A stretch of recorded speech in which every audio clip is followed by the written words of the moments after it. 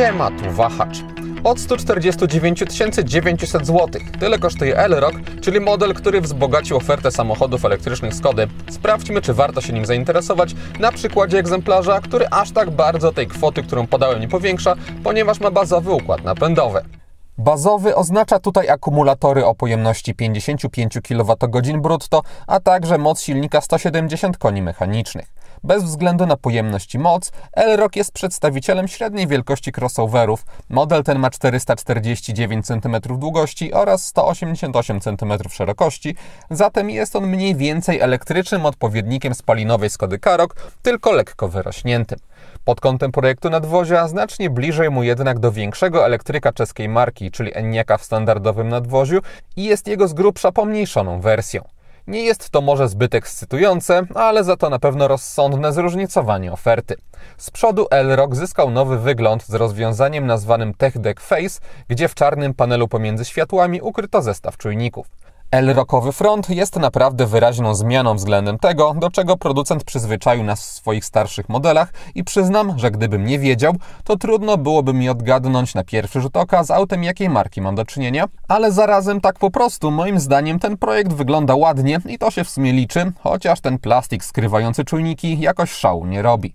W testowanej odmianie nazwanej 50 dostaje się 19-calowe felgi w standardzie, które wciąż gwarantują dosyć balonowe opony. W aucie testowym miały inny opcjonalny wzór za 2900 zł. Chcąc mieć tutaj pakiet stylistyczny, trzeba zdecydować się na podostrzoną wersję Sportline. We wnętrzu mamy również mocną inspirację Enyaqiem, a właściwie to sklonowanie jego kokpitu. Wygląda on moim zdaniem ładnie, więc nie będę się tego czepiał. Szkoda tylko, że oznacza to brak fizycznego panelu klimatyzacji, do którego Skoda w swoich nowych spalinówkach już wraca. Wnętrze różnicować można pakietami nazwanymi Design Selection, wprowadzającymi różne kompozycje materiałowe i drobiazgi użytkowe, jak na przykład oświetlenie przestrzeni na nogi. W testowanym egzemplarzu znalazł się pierwszy wymagający dopłaty wariant Loft. Ta dopłata wynosi w nim dokładnie 3900 zł.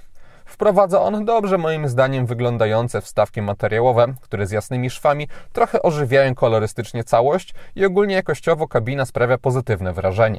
Na podszybie mamy w dalszych sekcjach twardy plastik, który pod kątem faktury nie odstaje jednak od miękkich tworzyw w innych, bardziej eksponowanych miejscach. Też nie było problemów z niepożądanymi dźwiękami. Jedynie uchwyty w drzwiach są twarde i plastik użyty do ich wykonania wygląda tandetnie. Tutaj można by zastosować jakieś estetyczniejsze rozwiązanie. Cennik Elroqa różnicowany jest w dużej mierze poprzez układy napędowe, które nazywają się 50, 60 i 85.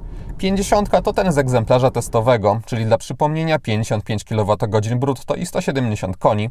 60 droższa 10 000 zł oferuje 63 kWh w akumulatorach, a także moc 204 koni mechanicznych, a z kolei flagowy wariant oznacza pojemność akumulatorów 77 kWh, a także moc aż 286 koni do dyspozycji. Elroq 85 wprowadza też przy okazji trochę wyposażenia i to powoduje, że cena już znacznie wzrasta, bo do 193 200 zł. Każdy z oferowanych układów elektrycznych ma napęd tylko na tył. Decydując się jednak na podstawowy silnik w testowanej Skodzie, ja mogłem liczyć przy pogodzie z temperaturą w okolicach 20 stopni na plusie na około 350 km zasięgu podczas jazdy miejsko-podmiejskiej. Według WLTP deklarowany zasięg to 375 km, więc z grubsza się one pokrywają. Jest on możliwy dzięki niskiemu zużyciu energii Elroqa, bo w Warszawie potrzebował on około 13-14 kWh na 100 km. Na zwykłych drogach poza miastem wyniki oscylowały wokół podobnych wartości, a jadąc w weekend na podwarszawskich drogach udało mi się zejść nawet do lekko poniżej 12 kWh, przy czym nie powiem, abym się jakoś przesadnie starał, po prostu tak wyszło ze względu na natężenie ruchu i ograniczenia prędkości. Dopiero bardziej przyspieszając, zasięg zauważalnie zaczyna się kurczyć, bo przy 120 km/h na drogach ekspresowych średnie zużycie energii rośnie do 21-22 kWh, a przy 140 km/h to już okolice 25 kWh, zatem trzeba bardziej wtedy planować podróże, przy czym kręcąc się po mieście i okolicach, zasięg Elroqa 50 jest moim zdaniem odpowiedni, aby bezstresowo z tego auta korzystać, no a do jazdy w trasy po prostu przeznaczone są inne wersje tego modelu. Uzupełnianie energii może odbywać się wolniej poprzez prąd zmienny i kabel typu drugiego i wtedy ładowarka pokładowa może przyjąć do solidnych 11 kW, czyli do pełna, np. z wallboxa, naładować samochód można w około 5-6 godzin. Jest też szybsza możliwość ładowania prądem stałym poprzez kabel CCS i wtedy już moc zależy od pojemności akumulatorów i wynosi ona odpowiednio 145, 165 i 185 kW, czyli bez względu na wybraną wersję jest ona konkretna, ale też nie jest szeroko dostępna. To znaczy ja, ładując się od około 35% na ładowarce obsługującej 150 kW, maksymalnie wyciągałem 85 kW, co dawało około 10 km zasięgu na minutę. Później jednak krzywa ładowania była dosyć pozioma, bo przy 75% miałem wciąż moc 60 kW i oczywiście regularnie ona spadała, ale nawet przy 95% naładowania wciąż samochód przyjmował 40 kW, zatem jeśli ktoś potrzebuje pełnego zasięgu samochodu przy szybkiej ładowarce, to ostatnie procenty nie będą się tutaj przesadnie ślimaczyć. Pod kątem dynamiki uzyskuje się takie przyspieszenie od 0 do setki.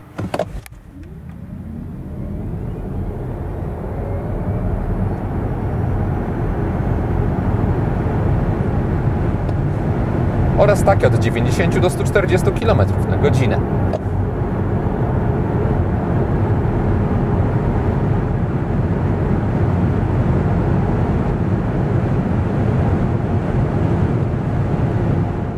Osiągi testowanej wersji sprawiały, że gdybym miał dopłacać do układu napędowego w L-Rocku, to tylko ze względu na pojemność akumulatorów, bo 170 koni oferuje tutaj według mnie wystarczające przyspieszenie. W mieście, czy ogólnie do prędkości 90-100 km na godzinę, mocy jest aż nadto do normalnej jazdy i auto naprawdę przyjemnie wyrywa do przodu, dając dużą pewność podczas wykonywania manewrów. Na drogach szybkiego ruchu L-Rock już nie gwarantuje tak gwałtownych reakcji i zaczyna trochę słabnąć, ale wciąż oznacza to przyspieszanie wystarczające do sprawnej i bezpiecznej jazdy. Na ustawieniach normalnych pedał gazu nie jest przesadnie wyczulony, więc samochód nie ma szarpanych reakcji i łatwo można uzyskać w nim dobrą płynność jazdy, przy czym trochę mocniej wciskając prawy pedał dostaje się typową do elektryka płynną, szybką i zdecydowaną reakcję, więc jest ok. W trybie sportowym gaz się wyostrza i wtedy jest jeszcze lepiej, ale nie traktowałbym tego jako coś potrzebnego na co dzień. Parametry związane z jazdą śledzić można na mikroskopijnym ekranie zegarów. Siłą rzeczy nie ma tutaj co liczyć na cuda w obszarze personalizacji, ale nadspodziewanie dobrze jest ta przestrzeń wykorzystana na informacje dotyczące zużycia energii, informacje z nawigacji, czy też asystentów bezpieczeństwa. Intuicyjnie można się pomiędzy nimi przełączać, chociaż wciąż jakiś większy ekran by tutaj nie zaszkodził. Przełączanie odbywa się przy pomocy przycisków i pokrętła z prawej strony kierownicy. Z kolei z lewej mamy sterowanie przede wszystkim systemem audio, jest też możliwość podgrzewania koła kierowniczego. Za tempomat odpowiada joystick, który jest niewidoczny z perspektywy kierowcy, więc wymaga chwili nauki i przyzwyczajenia, ale ma ergonomiczny kształt, więc nie sprawia to problemu. W L-Rocku zawsze dostaje się w standardzie ekran środkowy 13 cali, ale bez nawigacji. Aby ją mieć, trzeba kupić pakiet Smart za 7350 zł. Wprowadza on też podgrzewaną kierownicę i fotele, wybór trybów jazdy, czujniki parkowania z przodu i może dla tych elementów bym go wybrał, ale na pewno nie dla tej wbudowanej nawigacji, ponieważ można sobie podłączyć bezprzewodowo tutaj Android Auto i Apple CarPlay. Jest on dobrze zintegrowany z resztą systemu, tutaj widać na górze i na dole. Powierzchnia ekranu też robi tutaj robotę, więc taka nawigacja zdecydowanie byłaby dla mnie wystarczająca. Oprogramowanie dostarczane przez Skodę pozwala na modyfikowanie tego, co znajdzie się w dolnej, a także górnej belce. Można dostrajać przyciski, można sobie również modyfikować zawartość ekranów domowych przy pomocy różnych widgetów, a także skrótów, więc jest to wygodne. Wewnątrz poszczególnych modułów mamy przejrzysty interfejs, nieprzekombinowany. Tak samo nieprzekombinowane są ustawienia, pogrupowane w rozsądnie wyglądające kategorie i też tradycyjne listy. Całość działa bardzo szybko, mamy też świetną reakcję na dotyk, a także jakość wyświetlonego obrazu, tak jak z dobrego tabletu, więc system ten robi bardzo dobre wrażenie. Elementem niezmiennym w dolnej belce są przełączniki temperatury. Aby zmienić coś innego związanego z klimatyzacją, poza odparowywaniem szyb, które mają swoje dedykowane przyciski, trzeba wejść do menu ekranowego. Tutaj mamy na szczęście też dedykowany przycisk, aby je wyzwolić i już tutaj można sobie inne rzeczy dostrajać. Jeśli ktoś zda się na automat w sile nawiewu, no to nie trzeba tutaj na szczęście zbyt często zaglądać, no ale wciąż jest to mniej wygodne rozwiązanie niż gdyby tutaj na przykład znalazł się jakiś fizyczny panel jak w nowym Kodiaqu albo Skodzie Superb. Poza sterowaniem klimatyzacją w tym rzędzie przycisków mamy też te podstawowe, a także możliwość odpalenia kamery cofania, zmiany trybów jazdy, a także wejścia do menu asystentów bezpieczeństwa, gdzie można wyłączyć chociażby asystenta prędkości ISA, więc te przyciski przydają się podczas codziennego użytkowania. Na minimalistycznie urządzonym tunelu środkowym, gdzie można wybierać tylko biegi, mamy tutaj indukcyjną matę do ładowania, a także na końcu tej półki 2 porty USB-C.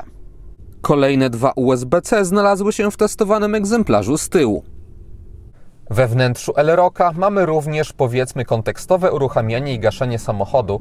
W fotelu kierowcy zamontowany jest czujnik obciążenia, który gdy wykryje, że ktoś na nim siedzi, to uruchamia osprzęt, a później po wciśnięciu hamulca i wrzuceniu biegu auto od razu jest gotowe do jazdy, nie trzeba naciskać startera. Z kolei po zakończonej jeździe wystarczy wstać z fotela i wszystko się wyłącza. Jest to całkiem wygodne podczas standardowego użytkowania i działa tak jak powinno. Większy problem może być podczas tych mniej standardowych sytuacji, bo na przykład, aby wyjść z samochodu i zostawić włączone światła mijania do nagrywania, musiałem na pusto zapinać pas kierowcy. Może jest jakaś inna, mniej chałupnicza metoda, aby ten efekt osiągnąć, no ale ja jej nie znalazłem. Aby mieć jednak pełną automatykę, to znaczy też dostęp bezkluczykowy sterujący centralnym zamkiem, trzeba w wariantach 50 i 60 dopłacić do pakietu Clever. Jest on drogi, bo kosztuje aż 13 450 zł, ale też dodaje dużo rzeczy. W jego skład wchodzą wszystkie dodatki pakietu Smart, a także poza pełnym dostępem bezkluczykowym, także adaptacyjny tempomat z inteligentną funkcją Travel Assist, na przykład samodzielnie hamującą przed wjazdem do terenów zabudowanych czy rondami, co swoją drogą działa skutecznie. Mamy też lepsze wyciszenie kabiny, dodatkowe USB z tyłu czy indukcyjną ładowarkę. Cennik testowanej Skody ogólnie jest oparty o pakiety, z których każdy kolejny zawiera wyposażenie poprzedniego oraz je rozszerza. Na przykład nad pakietem Clever mamy pakiet Plus, który za 8000 zł dodaje matrycowe światła LED czy elektrykę klapy bagażnika, później jest Advanced i 9000 zł ekstra za m.in. wyświetlacz head-up czy audio firmy Canton, a na szczycie jest znowu droższy 5000 zł pakiet Max z chociażby elektryką foteli. Max oznacza już łączną dopłatę 35 600 zł i nie jestem fanem takiej struktury cennika. Rozumiem, że Skoda odchodzi od dużej listy pojedynczych opcji płatnych ekstra, ale osobiście wolałbym większą dowolność. To znaczy, gdy ktoś chce mieć chociażby matrycowe światła, to nie powinien być zmuszany do wyboru od razu adaptacyjnego tempomatu i kilkunastu innych rzeczy, które podbijają cenę auta o ponad 20 000 zł. Pewnie jest to tańsze w produkcji, ale zarazem mało prokonsumenckie podejście. W każdym razie, nawet w podstawie Elrock jest już rozsądnie wyposażony, bo mamy czujniki parkowania z tyłu z kamerą cofania, klimatyzację automatyczną jednostrefową, światło LED, duży ekran w kabinie i trochę spodziewanych systemów bezpieczeństwa, więc nie ma co liczyć na fajerwerki, ale wszystko co niezbędne do jazdy, zwłaszcza jakichś krótszych dystansów w mieście już jest. Osobiście pewnie bym jednak coś dorzucił do pakietu Smart albo Clever, wyżej bym się poważnie zastanawiał. Egzemplarz testowy z pakietem Clever, pompą ciepła, pokazywanym wykończeniem wnętrza i dodatkami stylistycznymi kosztował ostatecznie 180 000 zł. Elrocka z bazowym układem napędowym, ale z trochę mniejszą ilością dodatków można mieć także w leasingu operacyjnym za 1910 zł netto miesięcznie w ofercie partnera Wahacz TV firmy Carlis Polska. Rata taka możliwa jest przy 20% wpłacie własnej, 4-letnim okresie leasingu, a także 30% wykupie końcowym. Dodatkowo widzowie kanału mogą mieć podstawione wybrane auto za darmo pod wskazany adres, wystarczy wpisać uwagę do zamówienia kod Wahacz Free. Link do oferty umieściłem w opisie filmu. Każdy Elrock wyposażony jest w napęd na tył. Chcąc mieć elektryczne 4x4 w Skodzie, trzeba zdecydować się na większego Enyaq'a, jednak napędzane tylko tylne koła w testowanym modelu mają wpływ chociażby na zwrotność samochodu, a ta jest świetna. Dzięki temu Elrockiem manewruje się naprawdę dobrze jak na 4,5-metrowe nadwozie, bo jakieś zawracanie czy wjazd w ciaśniejsze miejsca parkingowe jest dzięki temu ułatwiony i jest to duża zaleta tego modelu w mieście. Z widocznością już tak dobrze nie jest, to znaczy samochód ma bardzo długie podszybie oraz niewidoczną z perspektywy kierowcy maskę. Taki zabieg powoduje fajne wrażenie przestronności kabiny w stylu vanów, no ale trudniej jest przez to ogarnąć krańce nadwozia do przodu. Znacznie lepiej jest na boki i do tyłu, bo tam mamy regularne kształty z odpowiednio dużymi szybami. Kamera cofania w testowanym modelu rozczarowuje, to znaczy jej jakość jest wystarczająca, aby wszystko widzieć, ale dostrzec można też, że wsadzono tu sensory stosowane w Skodach już od kilku lat, a od tego czasu oczekiwania jakościowe poszły naprzód. Układ kierowniczy samochodu do miasta jest neutralny, to znaczy nie mamy tutaj do czynienia z za twardo pracującą kierownicą, aby jakoś męcząco się nią obracało, ale jednak nie ma tutaj takiej typowo miejskiej lekkości. Takie zestrojenie sprawdza się jednak przy wyższych prędkościach, bo w połączeniu z dobrą bezpośredniością otrzymuje się trochę lepszą pewność prowadzenia i wrażenia z jazdy, niż można by się spodziewać po takim modelu, zwłaszcza gdy odpali się tryb sportowy. Po drugim biegunie nie ma jednak trybu komfortowego, który zmiękczałby reakcję w mieście. Zawieszenie jest umiarkowanie zestrojone tutaj, pomimo akumulatorów w dolnych częściach nadwozia. Wychyla się ono w większym stopniu niż bym się spodziewał w zakrętach, ale dzięki postawieniu trochę bardziej na miękkość, L-Rockiem jeździ się dobrze w takim płynnym, relaksującym stylu. Na dekoracyjne oświetlenie we wnętrzu L-Rocka składają się LEDowe paski na drzwiach, mamy też podświetlone przestrzenie na nogi, to kiepsko widać w kamerze, bez problemów dostrzec można za to podświetlenie tunelu środkowego. Brakuje trochę czegoś też na desce rozdzielczej wokół ekranu, niestety nic się tam nie znalazło. Na szczęście tymi strefami, które są obecne, można sterować pod kątem jasności, jak również kolorystyki, tutaj modyfikuje się kolor drzwi, a tutaj tunelu środkowego. Instrumenty pokładowe podświetlone zostały na kolor biały, czytelny, nie ma też żadnych braków w podświetleniu. Te dekoracyjne źródła światła są dosyć neutralne, jeśli chodzi o formę, ale ze względu na spory obszar, który oświetlają, spełniają swoje zadanie i nie jest tu po ciemku przesadnie ponuro. W rozdzielonych przednich światłach testowanej Skody bardziej uwagę zwracają górne sekcje o wąskim kształcie. Służą one również czasami za kierunkowskazy. Wszędzie na froncie mamy LEDy. W kierunkowskazach w lusterkach też one występują. Z tyłu mamy światło o typowym dla Skody kształcie, dosyć proste, ale też przyjemne dla oka. Tutaj również całe oświetlenie jest LEDowe, więc jest odpowiednio nowocześnie. Projekt świateł nie jest może jakiś specjalnie wysublimowany, ale wygląda ok i trudno jest mi się tutaj do czegoś przyczepić. Bazowe światła LED L-Rocka umieszczone zostały w zwykłych odbłyśnikach i stąd wynika ich dosyć przeciętna precyzja odcinania strefy jasnej od ciemnej. Pod kątem mocy świecenia i zasięgu otrzymujemy tutaj rozsądny poziom jak na współczesne standardy, ani nie wybijający się na plus, ani na minus. Zatem światła spełniają swoje zadanie, przy czym do Skodowych LED Matrix nie ma co za bardzo ich porównywać, więc jeśli ktoś planuje dużo jeździć po zmroku, dopłata do lepszego rozwiązania oświetleniowego jest warta rozważenia.